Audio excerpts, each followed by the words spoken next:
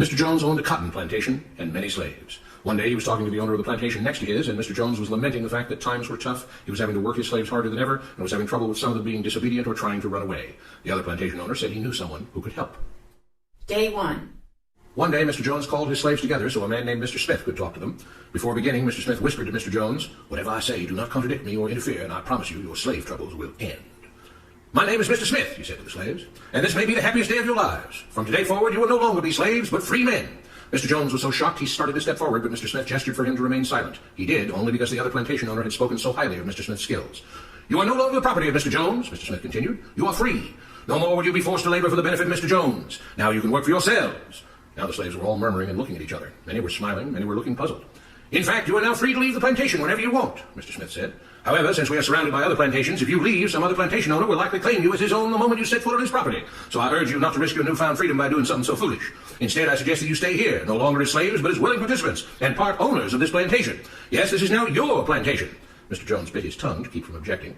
"For now, we might as well leave Mr. Jones in charge," said Mr. Smith, "since he's the only one with any experience at running a plantation, which is quite a complicated thing to manage. But he will no longer be your master, but just another worker on the plantation. In fact, he will now be using his organizational and management skills to serve you. Whatever problems you may have had with him before, you are now all equals, and you need each other to make this work. If we all cooperate and work together, we can all reap the benefits together.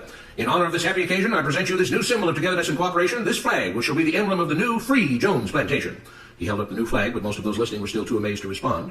"And this shall be our motto," Mr. Smith announced.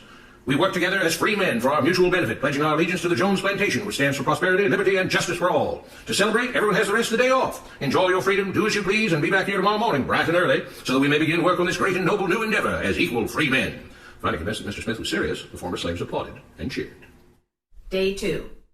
"We all want this plantation to do well," Mr. Smith said at the beginning of the next meeting, "so we can all share in the benefits. We all know that it takes a lot of effort to make a cotton plantation work. Just because you're all free doesn't mean you can stop working. In fact, since you're now working for yourselves, I expect you to work even harder than ever before, but now with pride and joy, knowing that you're working for yourselves. Of course, there still have to be rules. If everyone just does whatever he wants, the plantation won't produce anything. This experiment will fail, and we'll all starve. You should be thankful that Mr. Jones has agreed to stay on to lend his knowledge and skills to this endeavor, and I trust you will all do your own part to make this work. Several of you have been chosen to act as project supervisors, to manage different aspects of the operation, to make sure everyone is doing his assigned job, to make sure that the rules are followed, and so on. The rest of you may head out to the fields to start your first day of work as free men." Day 3. The next morning, Mr. Smith had a grim expression on his face as the daily meeting began. "I have an unpleasant duty to do today," he said. "Yesterday, Charles was caught keeping some of the cotton he picked, presumably to sell for his own personal profit. That is against the rules. That is stealing. For that, Charles must be punished." Two men tied Charles to the whipping post. "I take no joy in this," Mr. Smith continued, "but you must understand, if we do not maintain order, if we do not have rules that we all abide by, then the plantation will fail, and we will all suffer." The whip cracked against Charles' back. "But if we all pitch in for the common good, then we can all prosper. Being free doesn't mean you should be selfish and greedy. We must each do our assigned duties and obey the rules, and then we can all benefit, and each of you will receive your appropriate share of the profits." A young man named Samuel stepped forward. "But if you and Mr. Jones decide the rules and whip us if we disobey, how is that any different from what we had before?" "How can you say that?" Mr. Smith asked. "I'm shocked. You were a slave before, and now you're free. Things still need to be managed and organized by those best qualified to do so. Do you know how to run a plantation, Samuel?" "Well, no," he answered. "But if we're free, why do we get no say in what the rules are and how things work?" "I'm surprised at your ingratitude," Mr. Smith answered. "None of you know how a plantation is run, so you're in no position to be making decisions about how things are done here. You don't seem to appreciate all the things that Mr. Jones provides for you, from protecting you from all the outside threats that you know nothing about, those who would come here, capture and enslave you if not for Mr. Jones' protection, to making sure that you all have food and housing, tools to work with, you're cared for when sick and injured, and so on. There wouldn't be a plantation at all, no cotton to pick, no land to plant and harvest if not for him. You should be grateful that he's made possible a level of comfort you now have. Your lives would be far worse if not for him. Nevertheless, as free and equal participants in this endeavor, from now on at each meeting, any worker may have 2 minutes to ask questions or voice suggestions or complaints." With that, the workers all seemed satisfied and headed out again to the fields to pick the cotton. Day 4. "I have a big announcement," Mr. Smith said as the daily meeting began. "Mr. Jones' cousin is here, and not just to visit and see how our project is coming along. It has been decided that from now on, you will be deciding who will manage the plantation.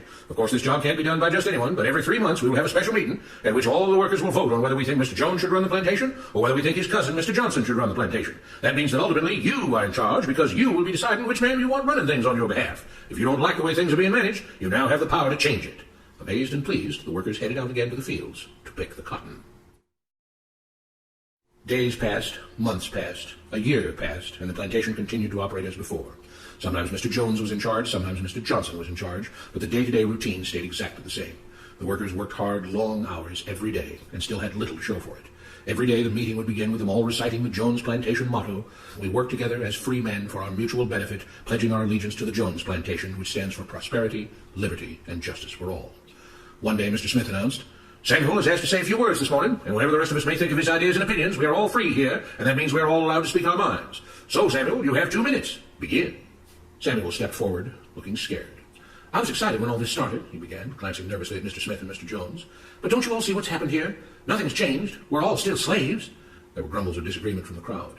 They tell us what to do and whip us if we don't. They still make all the rules and punish us if we disobey. They let us make suggestions and complain about things, but they never really change anything.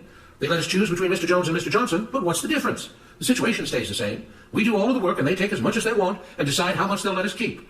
They live in luxury, made rich by the cotton we pick. We do all the work and have to build our own huts, grow our own food, and take care of ourselves. They leave us just enough that we don't revolt or run away. This is not freedom. We're all still slaves. They've only changed the words they use, but nothing else has changed. They say we're all free and equal, but we're not. They command and we obey. That's not freedom. That's not equality. They say we're free to leave, but all that means is that we're free to be someone else's slave. Why should we work or obey the rules? We didn't agree to this. They made the system. They forced it on us. They control and rob us and call it freedom. They've deceived you into thinking that being able to choose which slave master you'll work for is the same as being free. It's not. Open your eyes. If you keep what you produce, they call it stealing. When they take what you produce, they call it sharing and fair distribution. Can't you see that this is all your time is up, Samuel? Mr. Smith announced calmly. At his gesture, 2 supervisors grabbed Samuel by the arms and led him to the whipping post. I'm sorry, Samuel, but you've broken the rules. There are rules against encouraging others not to work and encouraging others to break the rules. You're only hurting all of us with your discontentment and your complaining and your disobedience. The whip fell and Samuel let out a grunt. Without rules, without order, all would be lost. Without law, there would be chaos. We can't just behave as wild animals, each doing whatever he pleases. We must all follow the plan and all do our duty for the betterment of everyone. And those who do not must be punished. The whip fell again and blood flowed freely from Samuel's back. Samuel, it is you who are stealing from the others. When you don't do your assigned work, you are making more work for others. When you disobey the rules, it is you who are endangering the future of everyone else here. You are the thief. You are the criminal. You are the one trying to destroy the arrangement that keeps us all safe and prosperous. At every lash of the whip, the other workers cheered louder and louder, some yelling curses at Samuel. Being spoiled and selfish, you complain about everything, talking as if you're oppressed. But you are the one ruining things. You are the one keeping us from being all we could be. It is your greed and your rebelliousness that is hurting all of us. They all play by the rules, Mr. Smith said, gesturing at the others. What makes you think that you don't have to? You think you're above the law? There were loud yells of agreement as the whip fell again. We must maintain order, Mr. Smith proclaimed, to make this plantation great, to make it so that we can all be happy and prosperous. To have the society we want, there have to be rules. We all have to contribute our fair share to this great endeavor, and we cannot tolerate actions and attitudes that seek to undermine the amazing things that together as free men we have achieved and will continue to achieve. Mr. Jones was smiling as he gave Mr. Smith a pat on the back. The crowd was cheering so loudly that none of them had noticed that Samuel had died.